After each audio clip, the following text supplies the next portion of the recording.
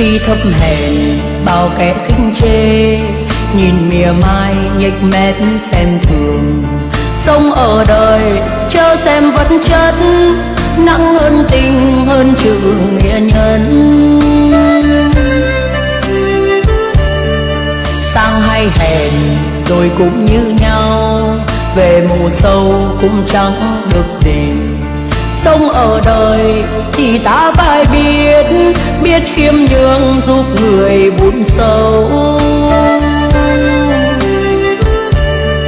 Nhân gian này bạn tốt thấy đâu, lừa lọc nhau rồi trả lợi dụng.